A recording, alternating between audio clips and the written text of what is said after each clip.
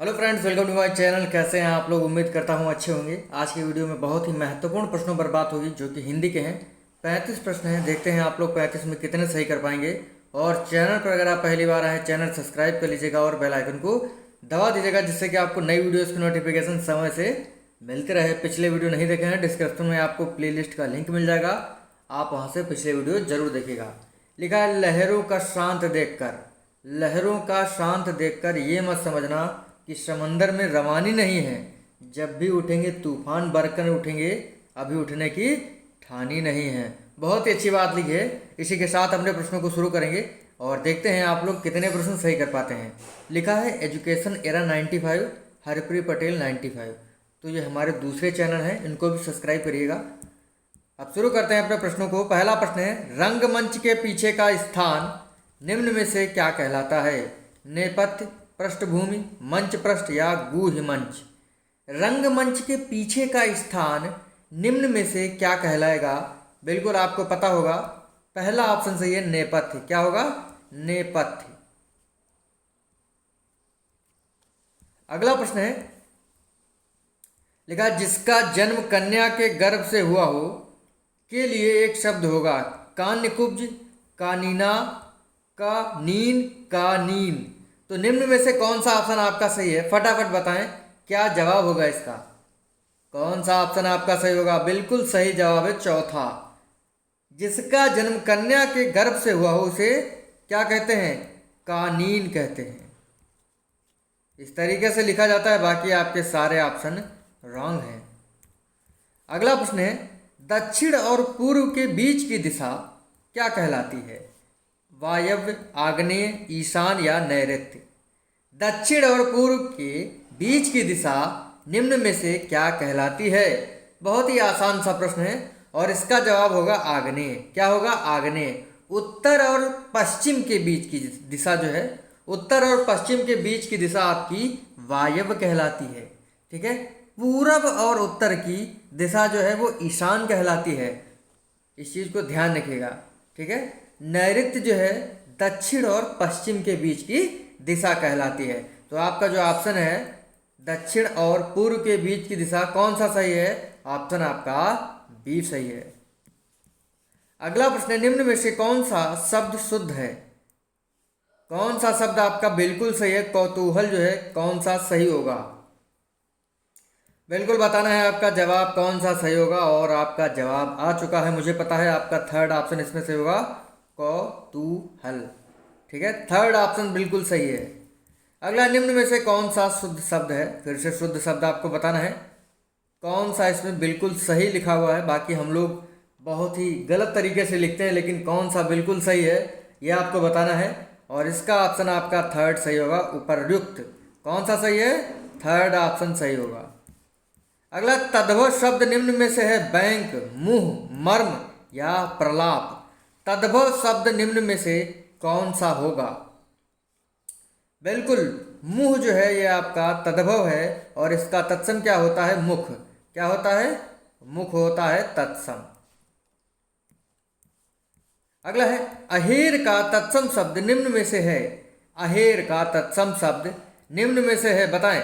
देखिए, अगर आपको वीडियो अच्छा लगे तो लाइक कर दें और शेयर कर दें।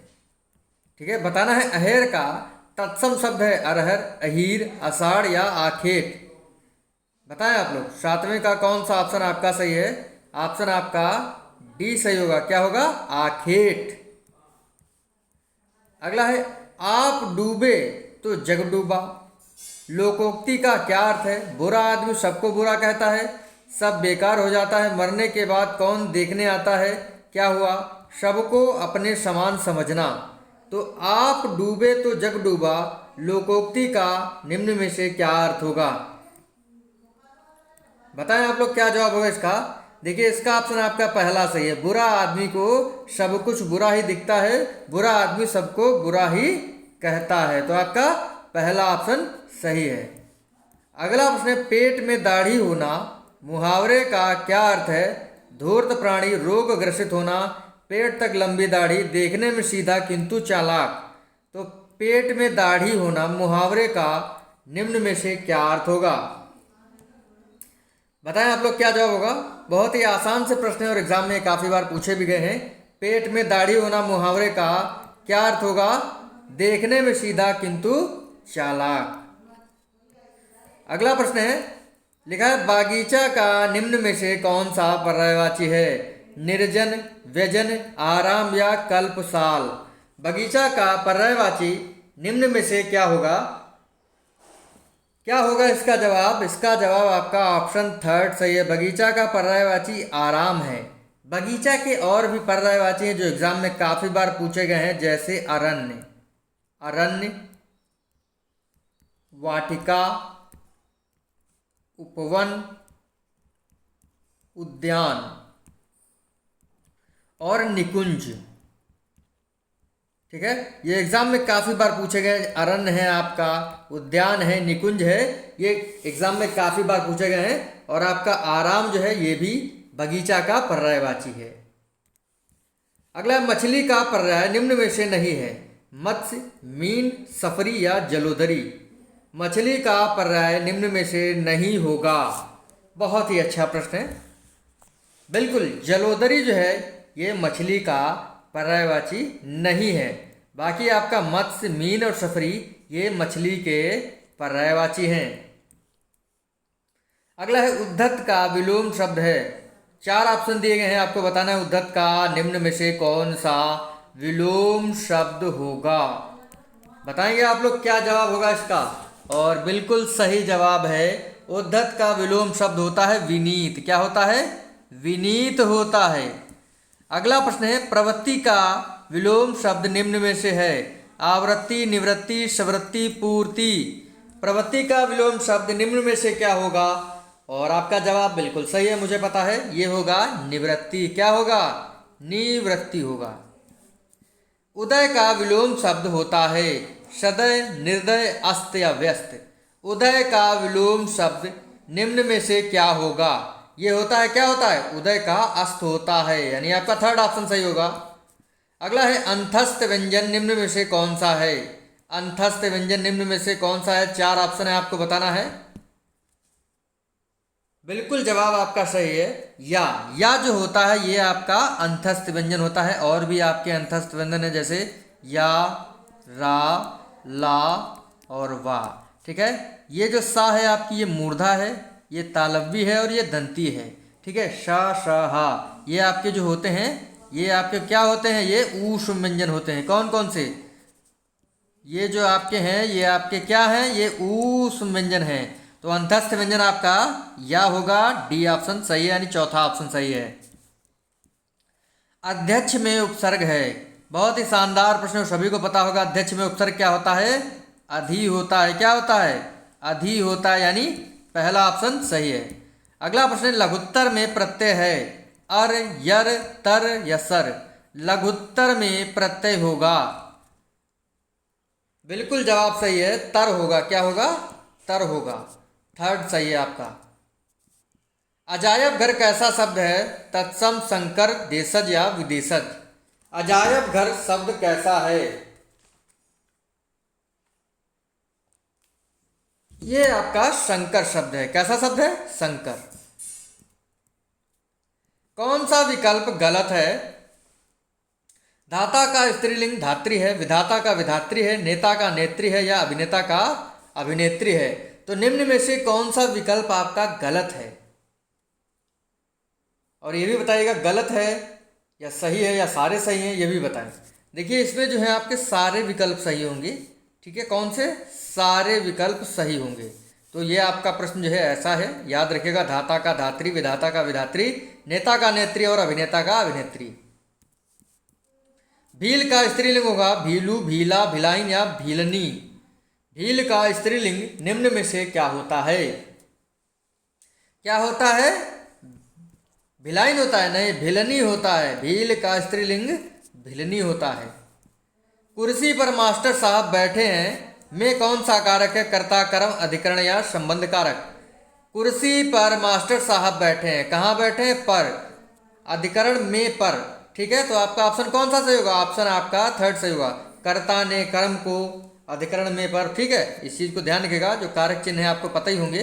लिखा है जो करेगा सो भरेगा, जो करेगा सो भरेगा, मुहावरे का नहीं। जो करेगा सो भरेगा मुहावरा नहीं है। जो करेगा सो भरेगा में कौन सा सर्वनाम का भेद है? संख्यावाचक, संबंधवाचक, अनिश्चयवाचक, निश्चयवाचक। बिल्कुल जवाब आपका आ जाना चाहिए। बहुत ही शानदार प्रश्न है ये। जो और सो जहाँ पर शब्द यूज होते हैं वहाँ पर आपका संबंधवाचक सर्वनाम होता है। क्या होता है? संबंधवाचक सर्वनाम होता है। ठठेरा का स्त्रीलिंग है, 4 ऑप्शन दिया गया है, आपको बताना है। ठठेरा का स्त्रीलिंग ठठेरी, ठठरी, ठठेरीन, ठठेरिन। कौन सा होगा आपका जवाब? बताएं। चौथा ऑप्शन सही है, ठठेरिन। बिल्कुल इसी तरीके से लिखा जाएगा, बाकी आपके सारे ऑप्शन गलत होंगे। पवित्र का संधि विच्छेद है पा प्लस इत्र, पो प्लस वित्र, पो प्लस इत्र या पा प्लस वित्र। पवित्र का संधि विच्छेद होगा आपका पो प्लस इत्र। थर्ड ऑप्शन इस वीडियो में ज़्यादा सही लग रहे हैं। अगला रमेश का संधि विच्छेद होगा। 4 ऑप्शन दिए गए हैं। रमेश का संधि विच्छेद मैंने आपको काफ़ी बार बताया है, और इसका क्या जवाब होगा आप लोग बताएं, और कमेंट करके ज़रूर बताना है कि आपने 35 में कितने प्रश्न सही करें। हिंदी वैसे भी आसान होती है, आप इसमें काफ़ी अंक ले सकते हैं, पूरे अंक ले सकते हैं। रमेश का संधि विच्छेद होगा रमा प्लस ईस। ठीक है, कौन सा ऑप्शन? चौथा ऑप्शन सही है।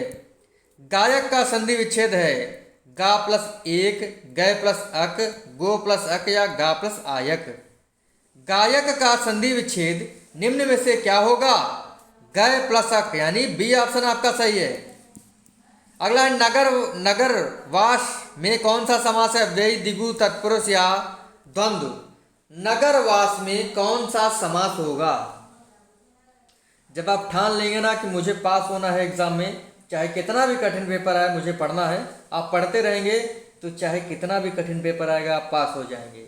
नगर में वास क्या होगा आपका? तत्पुरुष समास। अगला है सद धर्म में समास है अव्ययभाव, दिगु, द्वंद्व या तत्पुरुष या कर्मधारय। कर्मधारय या बहुब्रीहि है।